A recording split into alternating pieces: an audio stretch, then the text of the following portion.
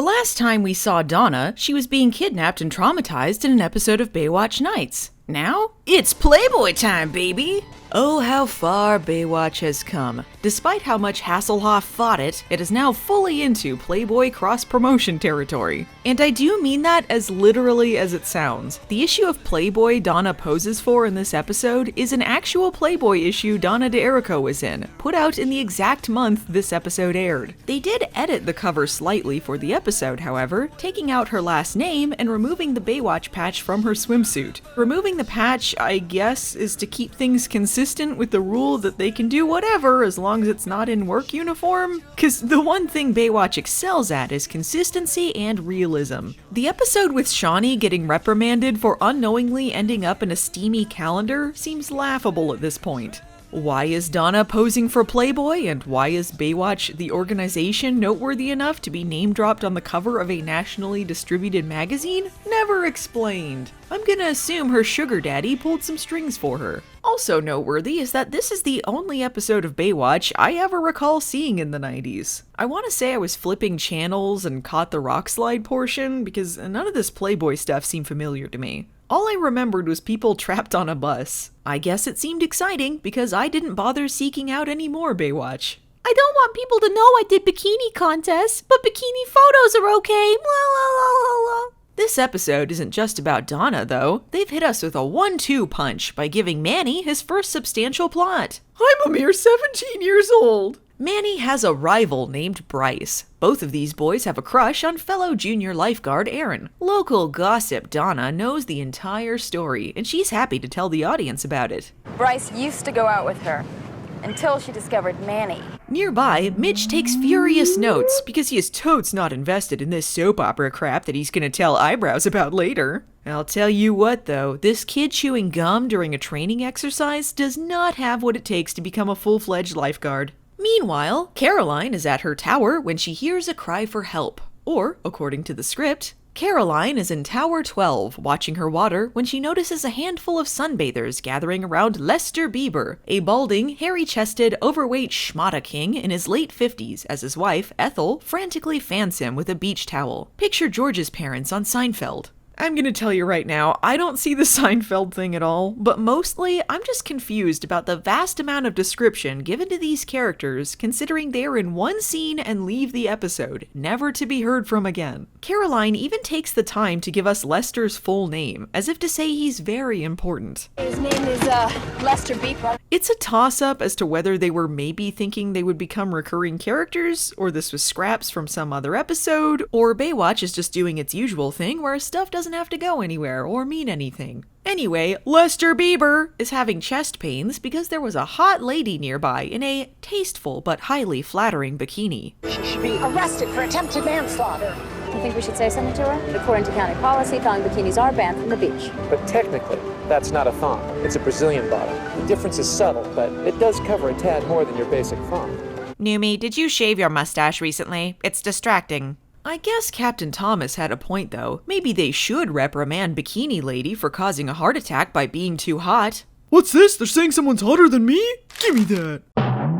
The script I have for this episode has less drastic changes than the last. It seems the main difference they were concerned with was Mitch's horniness level. Notably, there's a revision saying Mitch is taking a good look at Donna's pictures before she comes into his office, but it seems Hasselhoff pulled a veto and said, No, Mitch is talking to Hobie on the phone, shut up. Yeah, Hopester, I'll be home before dinner. No one's called Hobie the Hopester since he was 12 except you. Hopester! I know this sounds dumb, not to mention politically incorrect, but ever since I was a little girl, this has been one of my fantasies. Unlike Hasselhoff, Mitch is okay with Donna doing Playboy in her own time, but Captain No Fun is bound to get pissy over it with her PMS or menopause or whatever. It's giving lifeguards a bad image. Donna posing in the nude shows a disturbing lack of good judgment. And to be perfectly frank, it makes me wonder if she's capable of being a good lifeguard. Hey, Captain, are we calling in another prank drowning tonight before we seduce the boys? Not today. We have a back-to-back bikini contest and bachelor auction. Okay, tomorrow then. La, la, la, la, la. Oh my god, they have Cody and Donna in charge of these kids? It's like they want them to die. Okay, you've heard of bobbing for apples? Well, we're gonna go bobbing for jellyfish. And despite what you may have heard, they aren't made of real jelly. I kind of feel like assaulting another junior lifeguard during a training exercise should get you kicked out of the program, but at the very least, Bryce probably shouldn't get to go on their upcoming field trip. I don't see how we can take them both on this survival training exercise. The bus is big enough to hold at least twice that many kids. What about me? They're half your age, so they should just take up half as much space. Oh, right, and double that, and we should only need 1/8 of a bus. Exactly, and it's a short bus, so double that by a third. Not so fast, harlot. The chief says you're a loose cannon, so you're suspended from the force. Turn in your bathing suit and your lip gloss. What am I gonna tell the kids on the trip? You're not going on the trip, you're suspended. Like in midair? While Donna's conduct is being investigated, Caroline is once again called in to be a replacement. Always the bridesmaid, never the bride. Except for when she married Cheaty McCheaterton, I guess. All right, everyone, I was called in last minute and I am not happy about it. I'm tired, I'm hungry, and I haven't had a date in 6 months, so watch it!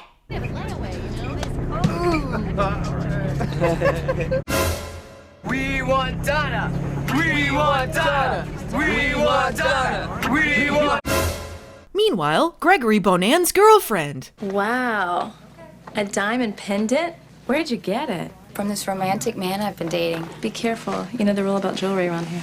Where'd my necklace go? I don't know. Your guess is as good as mine as to why that scene happened. It wasn't in the script, her necklace isn't seen again, nor is Tanquil Lisa Collins. Shouldn't we be burying some kids in a bus or something? We had an earthquake. It was a 4.0 centered in Calabasas. Really, that's the direction we're heading right now. Hang on a second, we're going through a tunnel, I might lose you. An earthquake? We're going into a tunnel, should be fine. Damn my hubris! This is Hobie's fault! Stephanie better not show me up by having a way worse accident on a field trip! Who cares about that? I still haven't paid my hospital bill from that time I got struck by lightning. I can't afford another injury. You were struck by lightning? Caroline, do you even watch Baywatch Nights? I saw the episode I was in! Ugh, you care nothing about what I do. As if things weren't scary enough, it appears their only hope is Captain Thomas, Cody, and Donna. Why Donna? Because as of this episode, she's the best rock climber they've got. She's the best rock climber we've got. A fool might think this came from out of nowhere, but they foreshadowed this at the beginning of the episode when Donna did some rock climbing in her photo shoot. Television language. Now, I have the most tunneling through dirt experience, so I'll go out. Don't you be stealing any saves while I'm gone. Hee, I'm gonna steal so many saves! I don't know if this will help, but I can get shirtless. Yes, actually, getting shirtless does save the day, because Manny helps rig up a makeshift inhaler for Bryce as he's having an asthma attack. Sexy and practical. Never fear, the three guys are here. I can see how Donna's expert climbing skills really gave them an edge here, which is why no one else bothered to come help. Son of a bitch! Don't worry, Mitch, I'm here to save you, again! Ugh, please just let me die. Ew, you taste like Seema. Yeah, don't worry, we dug him out off screen. I pretty much saved everyone, including Donna and the captain. I think Cody is still buried inside. Yep, talk to you later, Newman. Thanks, man. You saved my life. Oh, no problem, bud. Friends for life. Anyway, Bryce and Manny are cool now, and the rivalry is over. I hope you weren't too invested in where this plot was going, because neither Bryce nor Aaron show up again. Well, after Donna's heroic efforts in saving Mitch Von Malibu, her job is reinstated. This is actually the biggest change from the script, where Samantha says she and Mitch threatened to resign if Donna wasn't given her job back, and she apologizes for judging her. All of that is removed in the final episode, and the captain just sort of begrudgingly says her lifeguarding is more important than whatever she does off the clock. So, kinda a backward step. But they did keep the part about the chief wanting an autograph. So, how should I make it out? Dear Chief? What's his first name? Clarence. Who's Clarence? Well, I guess Thorpe is finally dead. Next time on Baywatch Nights, Mitch fights a vampire. Or maybe it's true love? Suck it!